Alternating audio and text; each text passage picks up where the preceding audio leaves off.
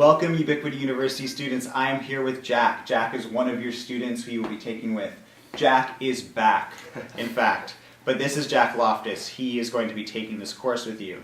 So, I really just wanted to start with sort of reviewing what we did the last 3 weeks, because that was an intense 3 weeks that we went through of a lot of new material on the brain. What we did is we looked at lectures from OpenCourseWare, MIT OpenCourseWare, and then you also were reading the Introduction to Neuroscience in the biology textbook on OpenStax. And we reviewed a lot of things. We looked at such as like the structure of a neuron. We looked at how neurons are connected to each other. We looked at neurotransmitters. You looked at synaptic plasticity, neuroplasticity in general. And then what we did, Jack, was we really examined how these things are relating to real-world applications, such as the chapter you read in The Brain That Changes Itself. Right. So I think you remember in that book we had a woman named Cheryl. Cheryl underwent a hysterectomy. She developed because of the antibiotic she took, gentamicin. That caused her vestibular function to get cut out. So what happened was obviously you guys read this, you guys heard me say it before, we remember that she was able to recover from having a accelerometer put on her. She was able to locate where she was in space after this. And really what I want you guys to take is that the information that you were learning in the neuroscience lectures and in the nitty-gritty information that we had to go through is what was happening, is what's probably what was happening in this woman's brain. Okay, and you're going to be answering those, you're going to be taking those things in the forum conversation questions. I want you guys to talk about the implications of this amazing story, and then I want you to be able to relate the material, the really nitty-gritty material to this scenario. Yeah, no, I found it really interesting actually. It's just the whole concept of being able to basically replace a dedicated part of the mind there, and just being able to create a substitute almost for it in a degree. I mean, you're really getting it. You're really making me happy because you're really getting it. It's mind-boggling. You're getting it right on because there is what happened was there's a physical place in the ear called the vestibular membrane, and that was really being made up by the mind, by the brain.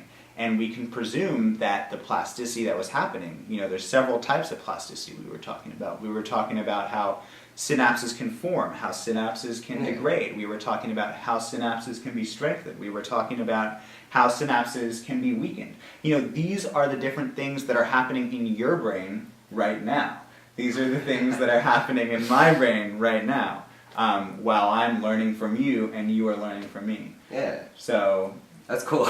There's no way to say it, So I think with that, we are ready to move on to week 7, which, I really just want to make a comment about this course right now, is that we are in this transition state. We are 50% through the course. You guys have done a lot of really, really hard work, a lot of learning, and in some ways, some regurgitation. You've had the privilege of applying a lot of the stuff you've learned through The Brain That Changes Itself. You looked and we examined Craig Venter and Synthetic Life. But now the course is going to turn a lot more into application. It's going to turn a lot more into broader topics. We are going to be studying, we are going to take literally a zooming out in scale. We're going to be looking at topics that are more subjective, less objective. And it's going to require you to think more critically. It's going to require you to remember the chemistry that you've learned, to remember the biology that you've learned and apply it. And actually apply it. That's So week 7 is pharmacology in the brain. Now, pharmacology is a very interesting word, and we're specifically going to be looking at psychopharmacology, which is the study of how drugs affect the brain and the study of how drugs are affecting behavior. Now, the most interesting part about pharmacology is that it actually means poison. And it's right, because everything we put inside of us is a poison. It doesn't matter if we're putting ours in water, it doesn't matter if we're putting in food, drugs. What makes you say that? Because I would say everything in the high enough dose will poison you. And that's why we are literally studying poisons when we study pharmacology. And we are studying poisons when we study psychopharmacology. But one thing that we can distinguish is a lot of these drugs that we put in us are medicines. Okay? Mm-hmm. But what really depends is the dose. There's something that you've probably taken before, ibuprofen or Advil. Oh yeah, totally. Totally. So, Advil is working in the brain by inhibiting a certain enzyme. Okay. And that enzyme is called cyclooxygenase. It's quite a mouthful. Okay. And so what cyclooxygenase is doing is it's producing prostaglandins, and prostaglandins are these super fatty molecules. So you remember that a molecule is made of atoms. Right. Yeah. Molecules made of atoms, and when I say a super fatty molecule, we're remembering that is a lot of carbons and hydrogens. There's not many oxygens in there. There's not a lot of electronegativity going on there. Okay? So what a prostaglandin is it's a signaling molecule. It's a fatty molecule that is signaling for inflammation. So Advil, ibuprofen, is blocking the enzyme that helps to synthesize prostaglandins. It's almost, it's interesting because you said pharmacology, toxins, right? Poison. So it's a way of thinking of it. It's kind of like, well, you're not really giving your body to, the substance itself isn't helping the body. Your body's reaction to it. It's your body fighting off the poison, so to speak, and that's producing the result you want. So it's kind of like, from my perspective, learning this, it's kind of weird thinking of it in this way, because it's like, wow, the body is technically capable of doing these things on its own if we were to come up with alternative ways to instigate it, I mean, I love how you were already, you are one of the great students of this class because you are able to get ahead of where we even are. And what you're saying is that these substances, whether they're psychoactive, whether they're medicines like Advil or ibuprofen, are catalysts for natural reactions in the body. We have the potential to heal ourselves in many ways from different illness. We just need a little bit of help sometimes. And a catalyst is something that speeds something up. It's something that makes the reaction happen. And we're going to be talking a lot about these types of things, but we can also just go back to one thing that we were saying before about how these things are poisons. If you take too much ibuprofen, it's a poison. It's quite damaging. Yeah. It's hard on your liver. It's hard on other. It's hard on other organs of your body, and people actually overdose on Advil. They take too much of it. It becomes, even these things that we consider very safe can be very harmful when they're not used in the correct dose. So let's go through the different sessions here that we're going to be looking at. We're really, we really can classify drugs into 4 categories. Oh, okay. Psychoactive drugs, at least. And they can sit in different ways. So we can look at that there are stimulating drugs. An example of a stimulant is caffeine, coffee. Yeah. It's the most common. It is. There's depressants. I can't think of any off the top of it. How about alcohol? Oh, I kind of skipped over that one. Huh? How about chamomile tea? Oh, sleepy time tea, yeah. How about benzodiazepine drugs, anti-anxiety drugs? How about barbiturates? There are so many drugs that are affecting, the depressive, the inhibitory parts of our nervous system that are working on a neurotransmitter called GABA. Okay. Okay. And then, so we've gotten stimulants, we've gotten depressants. What other types of drugs are there? Well, you mentioned benzodiazepines there. Well, that's a depressant. Is it a depressant? That's a depressant. What other class of drugs do we got? I guess hallucinogen. We have hallucinogens.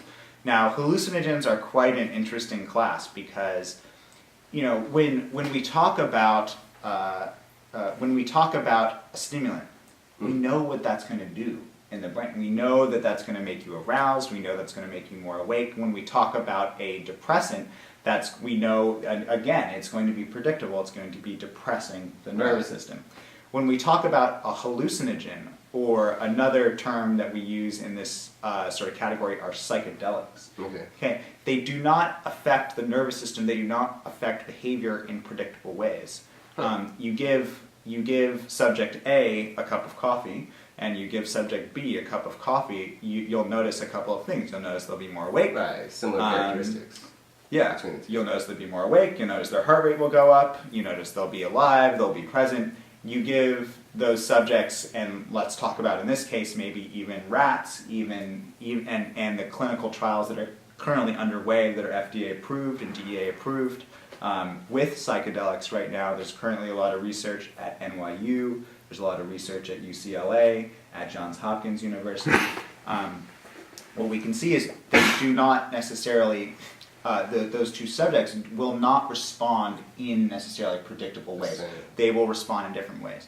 And again, when we're looking at the pharmacology of hallucinogens, of psychedelics, of these drugs, we see that they are activating all sorts of receptors, that they're acting on many neurotransmitters in the brain, primarily serotonin. So, we've covered stimulants, we've covered depressants, we've covered hallucinogens. Now, the last category almost no one gets. So I'm not gonna put it on you if you don't get the last category, because most very educated people would be like, there's another category of drugs? I'm gonna go ahead and try to guess here. It's something I've heard of occasionally. Okay. Antipsychotics? Okay, that's pretty good. That's pretty good? That's pretty good. Is that it? Yeah, that is good. Sweet. So you're gonna have to explain that one to me though, because I don't know any much about it, to be honest. I mean, really what we're looking at is we can look at a lot of how prescription drugs are working in the brain. You guys are going to look at a Venn diagram of these different drugs, but really an antipsychotic is kind of the opposite of a hallucinogen. Just like a stimulant is the opposite of a depressant. Okay, yeah. Where it really flat, in terms of someone's character, in terms of someone's mood, it really flattens you out. It really calms people down, and often, in a lot of ways, kills creativity. And it's not a class of drugs that a lot of people have had experience with, because it's usually used as medicine in the United States. But let's focus on those other drugs right now, and let's focus on talking a little bit about the homework that you guys are going to be looking at. You guys are going to be watching a documentary called Dirty Pictures. It's not dirty, that's just the title of the documentary. Now, this documentary is outlining a very famous and very notable pharmacologist and chemist by the name of Alexander Shulgin. Now, Alexander Shulgin is most famous for synthesizing MDMA.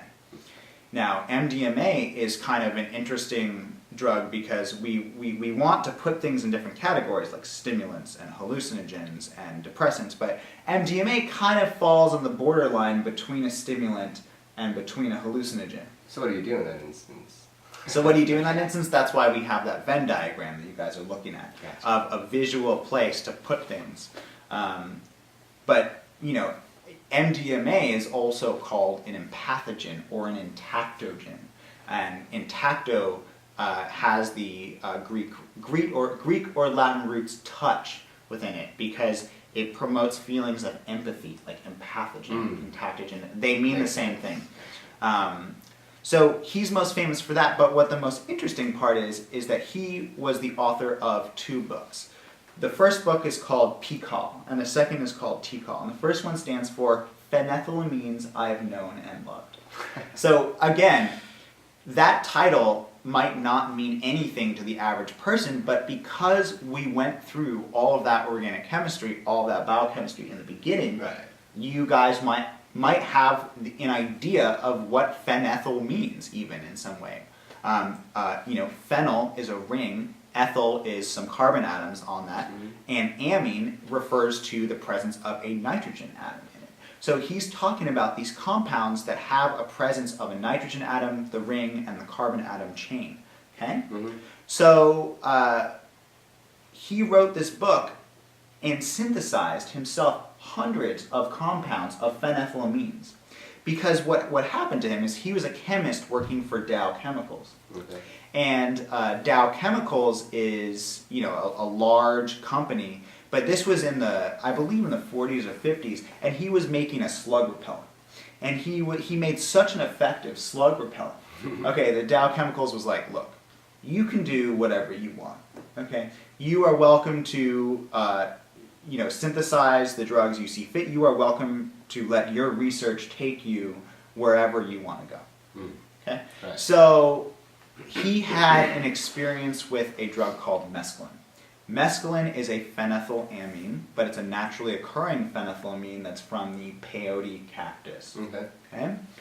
So what happened is that he said, what if I tweak the mescaline molecule?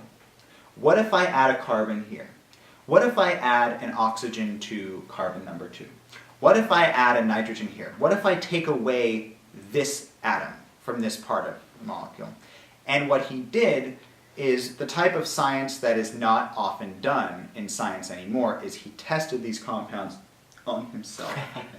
He would start at a very low dose, and Scientifically, of course. Very scientifically, he meticulously documented, okay, what happened in his psyche, in his psychology at different doses,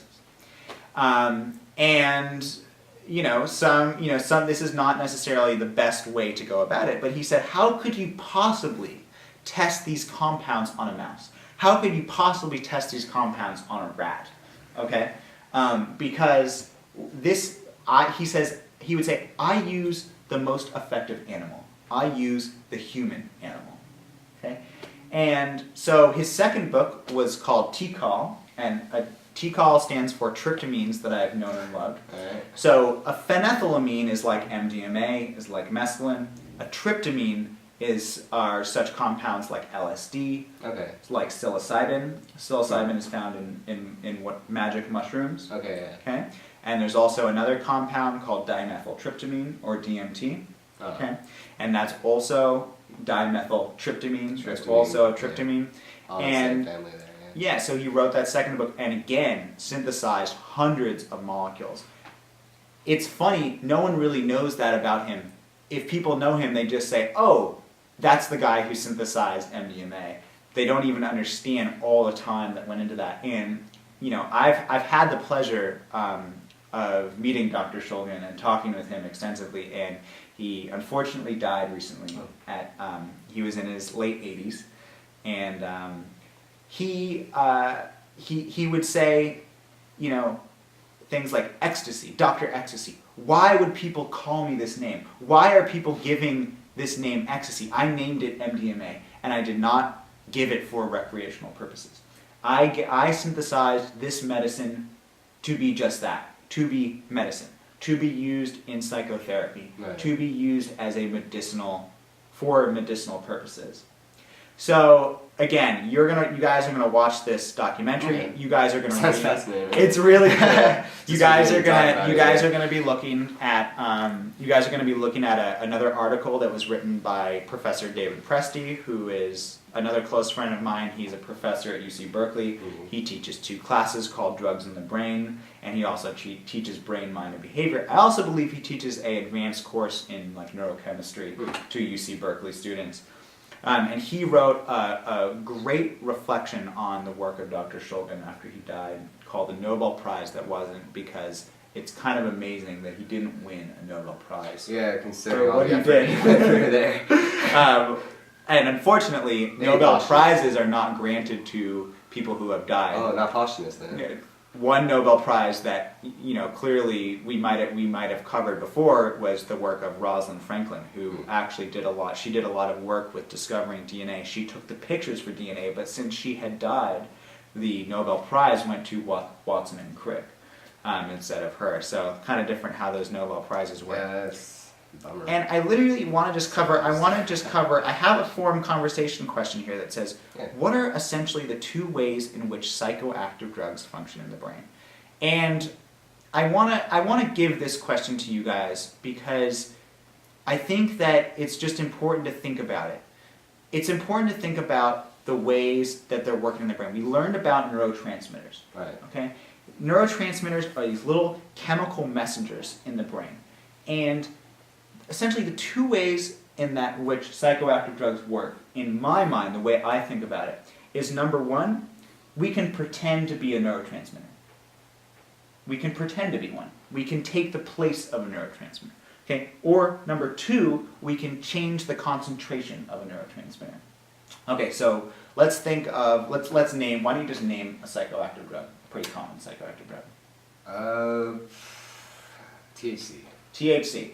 Okay, so THC is a great example because THC is pretending to be a neurotransmitter. It is falling in this one category. THC is pretending to be anandamide. And anandamide is a neurotransmitter in the brain that it's a natural occurring cannabinoid. Okay? And that is what is essentially producing the effects of THC. And you're going to see that in the mouse party, in the University of Utah's mouse party, that game where you're going to be able to play with the mice and look at the different concentrations of, sorry, not the concentrations, but the ways in which the neurotransmitters are affected. Yeah. So again, so we just said THC.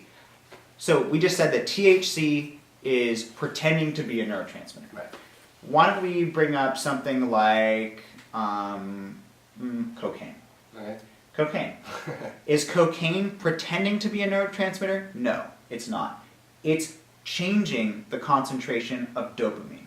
It's not binding to dopamine receptors. What it's doing is it's blocking the reuptake of dopamine into the postsynaptic terminal of the neuron. Yeah, I've heard of SSRIs. It must work the same, but... So again, an SSRI. SSRI is pretending... No. An SSRI is changing the concentration of a neurotransmitter. Okay? It's allowing more serotonin to be in the synapse. Okay? So let's go through one more drug just so I can prove to you that it literally... Just name another drug. So hard on the top of your head. Okay, I'm gonna name another one for you. How about we go for LSD? Alright. Okay. LSD is pretending to be a neurotransmitter. Alright. Okay, it is pretending in a lot of ways. It binds to a lot of receptors, but it's pretending to be serotonin. Okay.